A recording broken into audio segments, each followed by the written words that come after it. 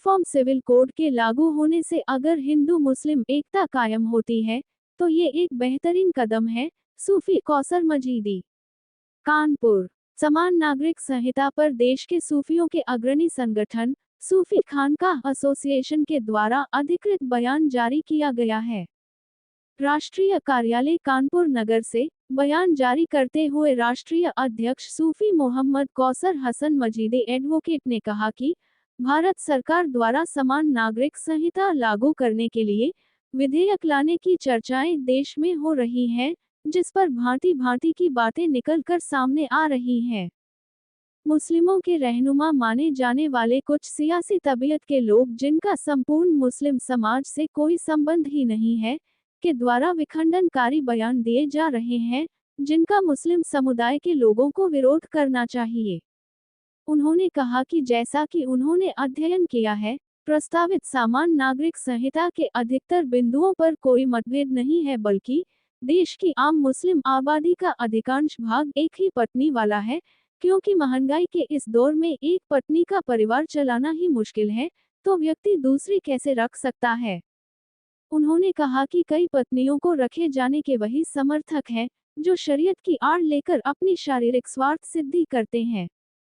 उन्होंने कहा कि जब कोई मुस्लिम सरकारी नौकरी में जाता है, तो शासकीय नियमों के अनुसार एक विवाह ही करता है। कोई मुस्लिम पासपोर्ट बनवाता है, तो उसे विवाह पंजीकरण प्रमाण पत्र देना पड़ता है, तथा 125 सीआरपीसी में आज की तारीख में हजारों मुस्लिम महिलाएं अपने पतियों या पूर्व पतियों से गुजारा भत्ता ले रही है, तो सरकार यदि इसे कोडिफाइड कर रही है तो आपत्ति किस बात की। उन्होंने कहा कि यूनिफॉर्म सिविल कोड के लागू होने पर अगर मुस्लिम समुदाय के द्वारा सकारात्मक संदेश दिया जाएगा तो बहुसंख्यक समुदाय के दिलों में मुसलमानों के साथ की भावना जागृत होगी, जिससे राष्ट्रीय एकीकरण मजबूत होगा। उन्होंने कहा कि यदि यूनिफॉर्म सिविल कोड लागू होने से हिंदू मुस्लिम एकता मजबूत होती है, तो यह एक बेहतरीन कदम होगा। साथ ही उन्होंने सरकार से भी आग्रह किया कि प्रस्तावित समान नागरिक संहिता में मुस्लिम संपत्ति बंटवारे और गोद लेने संबंधी विषयों पर गंभीरता पूर्वक विचार कर ही निर्णय करे, क्योंकि इन नियमों का शेष समाज पर कोई असर नहीं पड़ता तथा संविधान की धार्मिक भावनाओं और आस्थाओं के अधिकार का भी हनन न हो।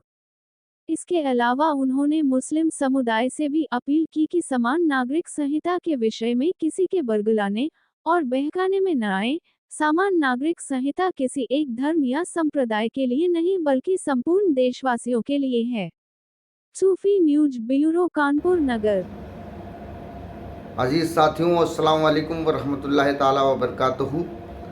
एक ज़रूरी पैगाम आप तमामी लोगों की जानिब पहुँचाना है। इस वक्त पूरे हिंदुस्तान में इस बात की चर्चा है कि मरकज़ी हुकूमत की जानिब से यकसा सिविल कोड यानी यूनिफॉर्म सिविल कोड लाया जा रहा है। इसके बारे में मुतज़ाद तरीके से लोग अपनी अपनी बातों को कर रहे हैं। कुछ ऐसे मजहबी रहनुमा लोग जो सियासतदानों के पाले में बैठे हुए हैं, जिनकी सोच, जिनकी फ़िक्र एक महदूद हद तक महदूद है, जो 15वीं शताब्दी, 16वीं शताब्दी और मध्यकाल की भांति मुसलमानों को और मुसलमान संप्रदाय को रखना चाहते हैं, उनकी इस सोच ने जिस तरीके के बयानात दिए हैं वो मुल्क में अलगाववाद को पैदा करने वाले हैं। उन सारे लोग, जिन लोगों ने ये बयानात दिए हैं, वो मुबैना तौर पर जो अपने एसोसिएशन या जो भी अपने इदारे चलाते हैं, उनका अक्सरियती तबके के मुसलमानों से कोई वास्ता और सरोकार नहीं है। वहाबिज़म से, सलफ़िज़म से और देवबंदियत से मुतासिर ऐसे लोगों का आम सुन्नी सूफ़ी मुसलमानों से कोई लेना देना नहीं है।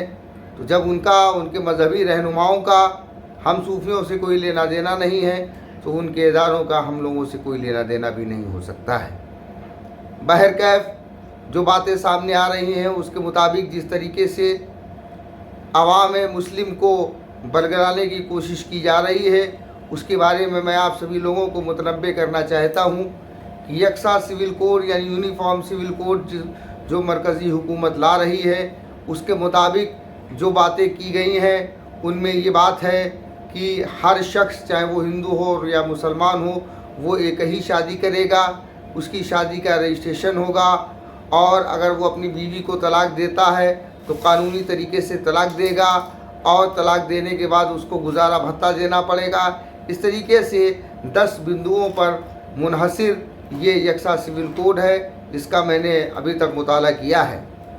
इसके बारे में मैं आपको बता देना चाहता हूँ कि जहाँ तक दस्तूर एक शादी का है तो पूरे हिंदुस्तान के 99.9% से भी ज़्यादा मुसलमान आज के दौर में सिर्फ एक ही शादी करते हैं, क्योंकि महंगाई के इस दौर में, इस पुराशुभ दौर में एक बीवी के साथ गुजारा करना ही बड़ी मुश्किल से होता है, तो आदमी 2-2, 3-3, 4-4 शादियाँ कहाँ से करेगा। ये वही लोग हैं जो 2-2, 3-3, 4-4 शादियाँ करते हैं, जो अपने आप को मजहबी रहनुमा कहते हैं। इनकी शरीयत की आड़ में अय्याशियों को पूरा करने के लिए मुस्लिम समाज बलि का बकरा बनने के लिए हरगिज़ तैयार नहीं है। दूसरी बात जो सबसे अहम है यकसा सिविल कोड में लाई जा रही है कि वो मैरिज रजिस्ट्रेशन का कराना। तो हम आपको ये बता देना चाहते हैं कि आज आम हिंदुस्तानी जो भी पासपोर्ट बनवाने के लिए जाता है तो उसके पासपोर्ट में जो दस्तावेज़ लगते हैं उसमें से एक दस्तावेज़ ये भी है कि उसको मैरिज सर्टिफिकेट लगाना पड़ता है। इसके अलावा एक जो सबसे अहम और ज़रूरी बात है वो बात यह है कि जो भी कोई सरकारी नौकरी में जाता है तो उसको एक ही बीवी होने का हलफनामा देना पड़ता है, और सरकारी नौकरी करने के लिए अनिवार्य है कि वो एक ही बीवी करे। तो जब इन सारी शर्तों को, इन सारी बातों को पहले से ही माना जा रहा है, उसके अलावा जो गुजारा भत्ता देने वाली बात है, तो मैं आपको ये बता दूं, ग्राउंड लेवल की जो बात है वो बात मैं करता हूं। मैं हमेशा से कचहरी में वकालत करता रहा और मेरी नज़रों के सामने जो मामले गुजरे वो आज भी यही है कि 125 CRPC के अंतर्गत महिलाएं गुजारे भत्ते के लिए मुकदमा दाखिल करती हैं। उसमें से 30% से भी ज़्यादा मुस्लिम महिलाएं इस मामले में मुकदमा दाखिल करती हैं और इसका डिसीज़न होता है, और दूसरा पक्ष जो पति पक्ष है उसका इसका गुजारा भत्ता देना पड़ता है और वो देते हैं। तो जब सारी चीज़ें आप मान रहे हैं तो अगर हुकूमत इन सब चीज़ों को एक कोड के ज़रिए लाना चाहती है तो इसमें बुराई की क्या बात है। और अगर इसको लाने से, इस कदम को उठाने से अगर हिंदुस्तान के हिंदुओं के दिलों में ये बात आती है कि, और मुसलमान जब इसका समर्थन करते हैं तो उनके दिलों में बात आती है कि मुसलमान भी हमारे साथ हैं, तो इससे एक अच्छा माहौल बनेगा।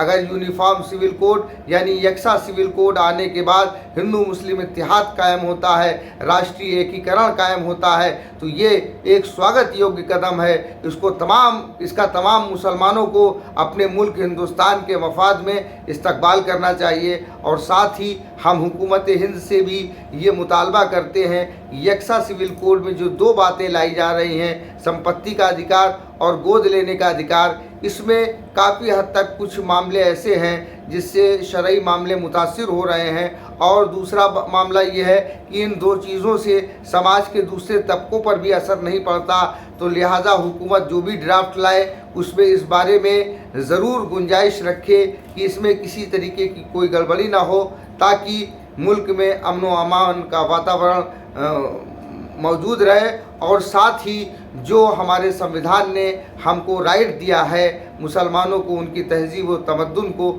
सुरक्षित रखने का अधिकार जो दिया है, वो अधिकार भी प्रभावित ना हो।